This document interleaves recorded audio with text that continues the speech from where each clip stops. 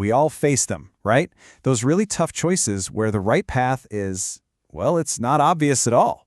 But what if you had a toolkit for making those decisions? That's exactly what we're going to build today. A practical set of lenses you can use to analyze any dilemma and make a choice you can really truly stand by.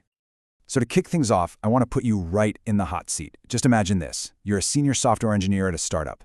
Everything is on the line. Your company is about to go under unless you launch this new product next week. But there's a huge problem. You know it is just riddled with bugs. So what do? Do you ship the product, save everyone's job, but know that you're totally letting your customers down? Or do you hold back, protect the users, and just watch the company you helped build completely go under? It's the classic rock and a hard place situation, and there is no easy answer. Now, when the stakes are this high, your gut instinct can actually be a trap.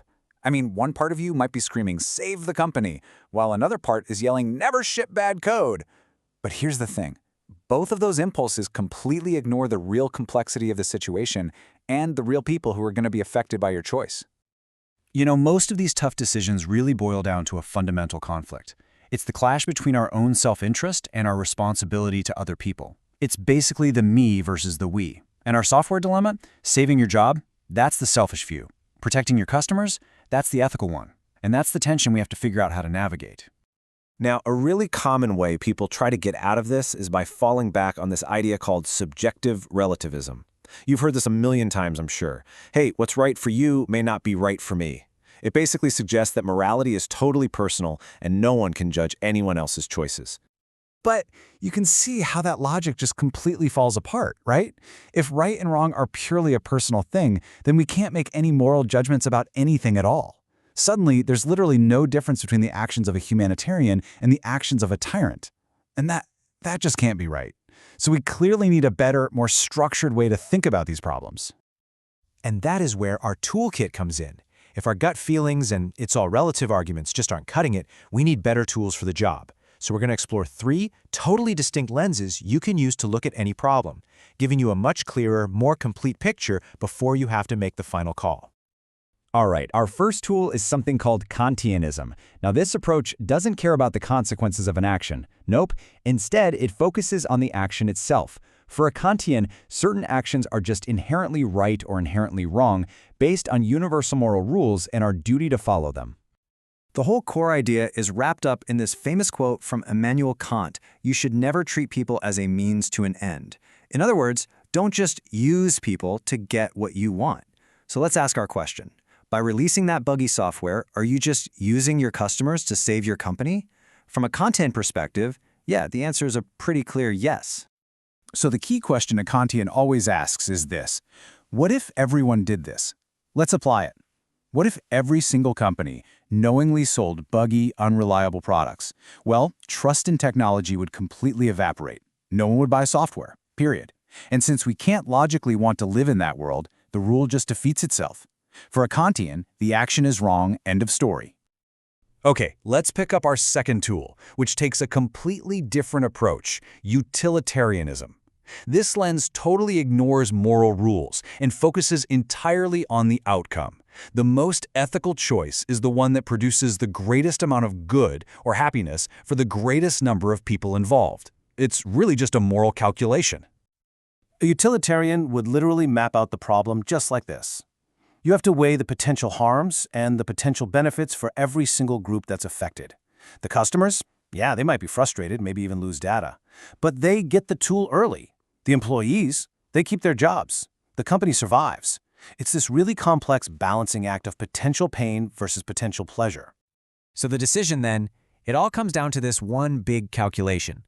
Does the collective happiness of saving the company and all those jobs actually outweigh the harm you're causing to your customers? If the bugs are just minor inconveniences, maybe it does. But if they're causing serious data loss, probably not. For a utilitarian, the answer is always in the consequences. And that brings us to our third and final tool: social contract theory. This lens focuses on all the unwritten rules and shared agreements that allow us to live together in a society.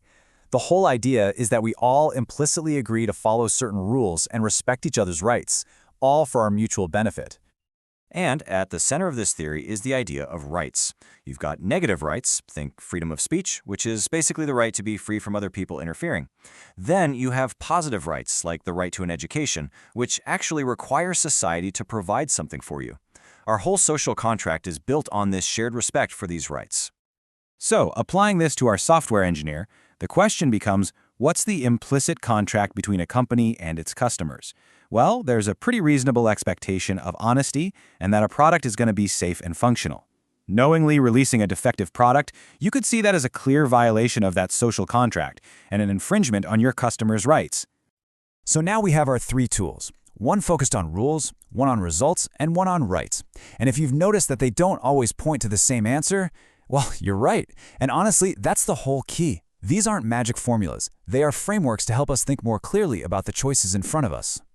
Let's just put it all together real quick. With Kantianism, we're zeroed in on the action itself and universal moral laws. With utilitarianism, we shift our focus completely over to the consequences and creating the greatest good. And with social contract theory, we look at our shared rights and agreements. Three distinct lenses, and each one frames the problem in a totally different way. Each of these theories gives us a vital piece of the puzzle. Kantianism reminds us that every single person has value and must be respected. Utilitarianism forces us to stop and weigh the consequences for absolutely everyone involved. And social contract theory calls on us to protect the fundamental rights that hold our society together. So in the end, this toolkit doesn't give you the answer. What it does is it illuminates the choice that you have to make by looking at a problem from every single one of these angles: rules, results, and rights. You can make a much more conscious, a much more well-reasoned decision. Because using these tools isn't just about finding an answer to a problem, it's about answering a much, much deeper question. What kind of person do you want to be?